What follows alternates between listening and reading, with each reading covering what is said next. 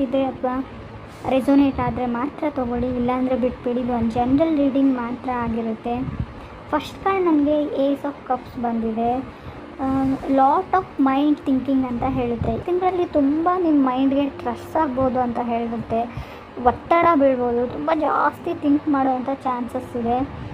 ಆ ಥಿಂಕಿಂಗಲ್ಲಿ ನಿಮಗೆ ಏಸ್ of cups ಅಂದರೆ ಏನು ಹೇಳುತ್ತೆ ಅಂದರೆ ರಿಲೇಷನ್ಶಿಪ್ ಹೇಳುತ್ತೆ, ಲವ್ ಯುವರ್ ಸೆಲ್ಫ್ ಅಂತ ಹೇಳುತ್ತೆ, ನಿಮ್ಮನ್ನು ನೀವು ಪ್ರೀತಿ ಮಾಡಿ ಅಂತ ಹೇಳುತ್ತೆ.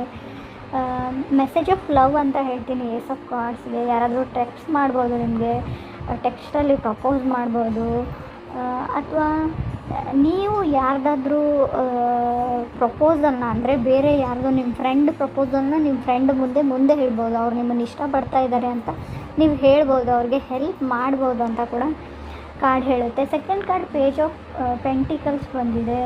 ನಿಮ್ಮ ಜೊತೆ ಮಾತಾಡೋಕ್ಕೆ ಯಾರಾದರೂ ರಿಫ್ಯೂಸ್ ಮಾಡ್ಬೋದು, ಮಾತಾಡದೇ ಇರ್ಬೋದು ಅಂತ ಕಾರ್ಡ್ ಹೇಳುತ್ತೆ.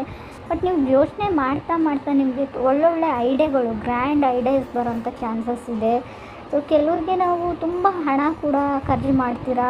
ತುಂಬ ನಿಮಗೆ ಒಂದು ಊರಿಂದ ಒಂದು ಊರಿಗೆ ಬಂದಿರ್ಬೋದು, ಒಂದು ಪ್ಲೇಸಿಂದ ಒಂದು ಪ್ಲೇಸಿಗೆ. ಫುಡ್ಡಲ್ಲಿ ತುಂಬ ಸ್ಪೈಸಿ ಅಂತ ಅನಿಸ್ಬೋದು, ತುಂಬ ಖಾರವಾಗಿದೆ ಅಂತ ಅನಿಸ್ಬೋದು ಅಡುಗೆ ಐಟಮ್ಸ್ ಆಗಿ. ಸೊ ತಿನ್ನೋಕ್ಕಾಗದೇ ಇರ್ಬೋದು, ಅಥವಾ ಬಾಯಿಯಲ್ಲಿ ಕೆಲವ್ರಿಗೆ ಬಾಯಿ ಹುಣ್ಣು ಅಂತ ಹೇಳ್ತೀವಿ, ಆ ಥರ ಆಗ್ಬೋದು.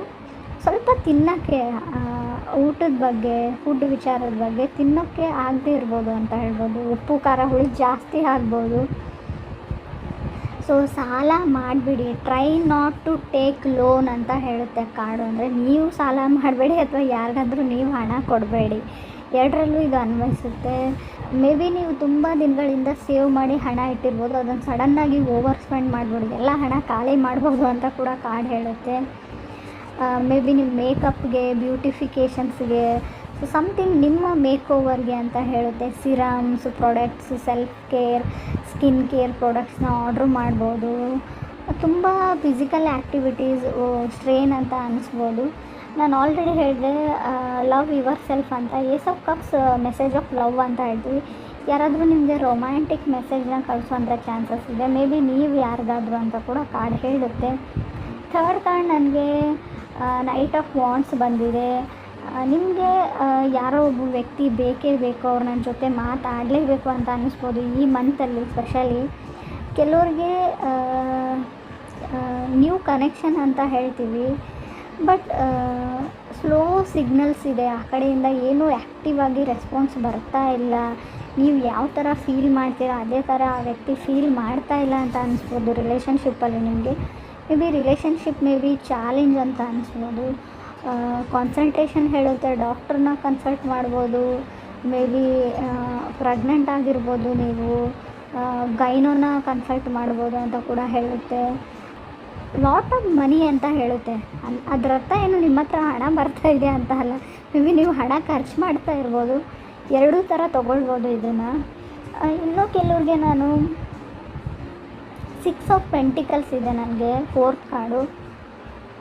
ಕೆಲವ್ರಿಗೆ ಸಿಕ್ಸ್ ಆಫ್ ಪೆಂಟಿಕಲ್ಸ್ನ ಏನು ಹೇಳ್ತೀವಿ, ಹಣಕಾಸಿನ ಬಗ್ಗೆ ಹಣ ಕಮ್ಮಿ ಬೀಳ್ಬೋದು ಅಂತ ಹೇಳ್ಬೋದು. ತುಂಬ ಫ್ಲಕ್ಚುವೇಷನ್ ಇನ್ಕಮ್ ಅಂತ ಹೇಳುತ್ತೆ. ಎಷ್ಟು ದುಡ್ಡು ಬರುತ್ತೆ ಅಷ್ಟು ಚಾಲೆಂಜಸ್ ಜಾಸ್ತಿ ಆಗುತ್ತೆ ಲೈಫಲ್ಲಿ ಅಂತ ಕೂಡ ಕೆಲವ್ರಿಗೆ ನಾನು ಹೇಳ್ತೀನಿ. ಕೆಲವ್ರಿಗೆ ಅನಿಸ್ಬೋದು ದುಡ್ಡೇ ಇಲ್ಲ ಯಾವ ಚಾಲೆಂಜಸ್ಸು ಅಂತ, ಬಟ್ ಯಾರಿಗೆ ಅನ್ವಯಿಸುತ್ತೆ ಅವ್ರು ತೊಗೊಳ್ಳಿ, ಪಿಕ್ ಮಾಡ್ಕೊಳ್ಳಿ ಅಂತ ಹೇಳುತ್ತೆ. ಲಾಸ್ಟ್ ಕಾರ್ಡ್ ನನಗೆ ಲವರ್ಸ್ ಕಾರ್ಡ್ ಬಂದಿದೆ. ಸೋಲ್ ಕನೆಕ್ಷನ್ ಅನ್ನೋ ಕನೆಕ್ಷನ್ ನಿಮ್ಗೆ ಸಿಗ್ಬೋದು. ಸೊ ಅಥವಾ ನೀವು ಸೋಲ್ ರಾಹು ಇರೋದ್ರಿಂದ ಒಂದು ಹೊಗೆ ಥರ ಅಂತ ಹೇಳ್ತೀವಿ, ಎಲ್ಲ ಇಲ್ಯೂಷನ್ಸ್ ಅಂತ ಹೇಳ್ತೀವಿ. ಯಾವುದು ನಿಮ್ಮ ಸೋಲ್ ಕನೆಕ್ಷನ್ ಅಂತ ಅಂದ್ಕೊಂಡು ನೀವು ಮದುವೆ ಆಗಿದ್ರು, ರಿಲೇಷನ್ಶಿಪ್ಪಲ್ಲಿದ್ದರು, ಅದೇ ನಿಮಗೆ ಇವಾಗ ಮಿಸ್ ಮ್ಯಾಚ್ ಆಗಿದೆ, ನಾನು ರಾಂಗ್ ವ್ಯಕ್ತಿನ ಚೂಸ್ ಮಾಡ್ಕೊಂಡಿದ್ದೀನಿ ಅಂತ ಕೂಡ ಕೆಲವ್ರಿಗೆ ಅನ್ನಿಸ್ಬೋದು. ಯಾಕೋ ಸರಿ ಬರ್ತಾ ಇಲ್ಲ, ನಾವು ಜೊತೆಗಿರೋಕ್ಕಾಗ್ತಾ ಇಲ್ಲ ಅಂತ ಅನ್ನಿಸ್ಬೋದು.